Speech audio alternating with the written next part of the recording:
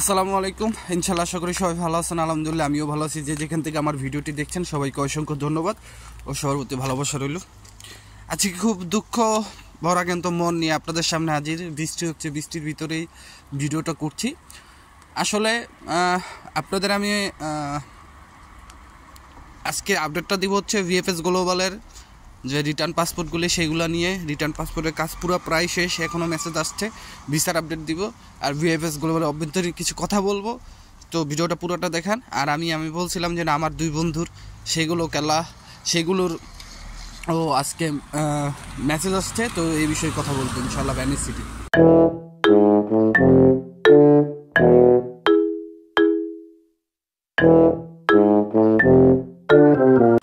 তো সব কিছুর জন্য আলহামদুলিল্লাহ। প্রথমে আমি যে কথাটা বলি, আপনারা একটু দেখেন স্ক্রিনে মেসেজ দেখতে পারতেছেন। এটা হচ্ছে আমার যে বন্ধু যাদের জন্য আমি জমা করছিলাম নুলস্তা, আপনার অ্যাপয়েন্টমেন্ট পেয়েছিলাম আপনার ইমেলের মাধ্যমে। তো একটা হচ্ছে স্ক্যানিং কপি জমা দিচ্ছে, আরেকটা অ্যাপয়েন্টমেন্ট পেয়েছিলাম শিডিউলের মাধ্যমে অনলাইন থেকে।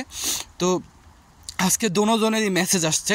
তো প্রথমে তাদের মেসেজ আসছে অনলাইনে, আপনারা একটু দেখেন যে তাদের পাসপোর্ট ফার্দার প্রসেসিংয়ের জন্য এম্বাসিতে পাঠানো হয়েছে, এরকম একটা মেসেজ আসছে। এবং সিমও এরকম একটা মেসেজ আসছে যে দ্য পাসপোর্ট এত এত ঢাকা এত নাম্বার ফার্দার প্রসেসিং এর জন্য ইতালি এম্বাসিতে পাঠানো হয়েছে।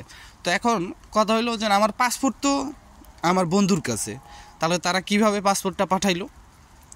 পাসপোর্টটা তো আমরা রিটার্ন নিয়ে আসছি, তাহলে তারা কিভাবে পাসপোর্টটা পাঠাইলো এটাই আমি বুঝতে পারলাম না।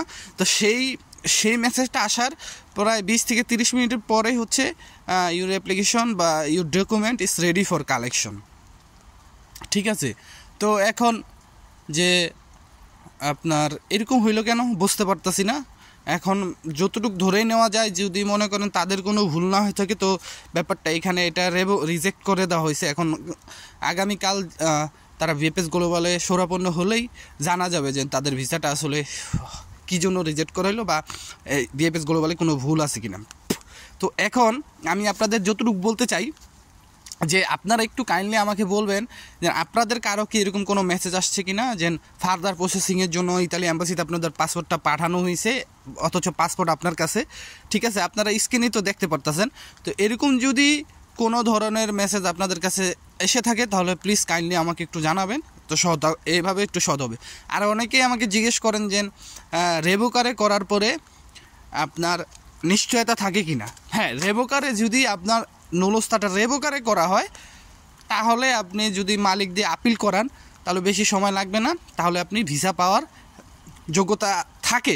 মানে একটু ধরেন 80, 70, 90 এরকম যোগ্যতা থাকে। কিন্তু আপনার নুলস্তার যদি ফলস হয়, মানে মালিক ইতালি অ্যাম্বাসি বা ইতালি গভর্নমেন্ট রেভোকারে করে নাই, ফলস মানে আপনারা এটা হচ্ছে মিথ্যা একটা নুলস্তা, ঠিক আছে, ভুয়া নুলস্তা। তো ওরকম হলে কিন্তু অবশ্যই আপনারা আপিল করলেও কোনো লাভ হবে না, কারণ এটা দেখাই যেতেছে তাদের ওয়েবসাইটে নাই, অথচ ওয়েবসাইটে থাকার কারণেই কিন্তু আপনার রেভোকারে কথা আছে অন্য সব মালিকেরগুলা।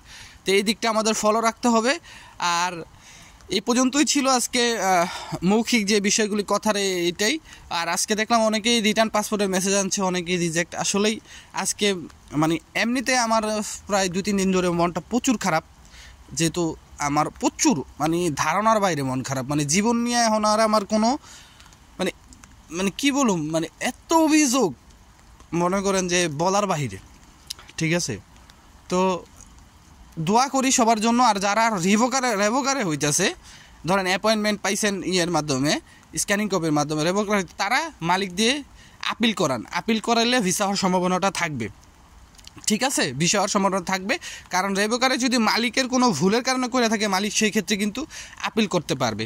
আর আপিল করলে বেশি সময় লাগবে না, হাইস্টে আপনার 1 থেকে 2 মাস এরকম সময় লাগবে। এই সময়ের ভিতরে মনে করেন করলে হয়ে যাবে গা। ঠিক আছে, বুঝতে পারছেন? তো আমি এখন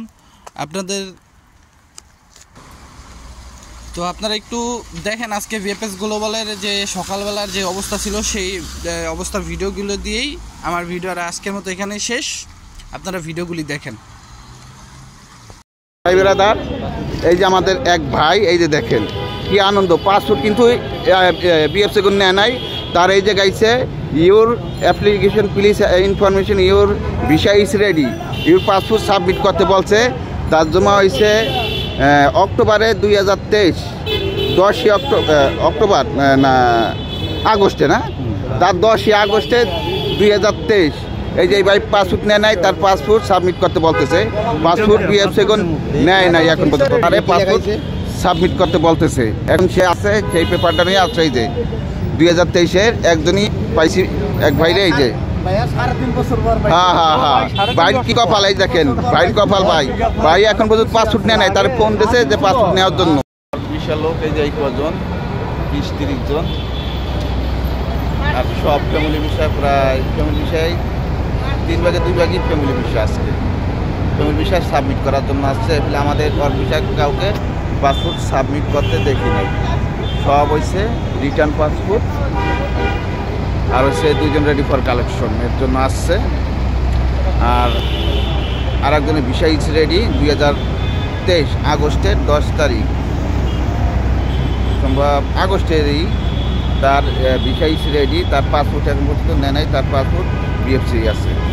তাকে ফোন দিয়েছে, অনলাইন ট্র্যাকিং করে দেখে যে তার visa is ready, you passport submit এই এলাকা আছে।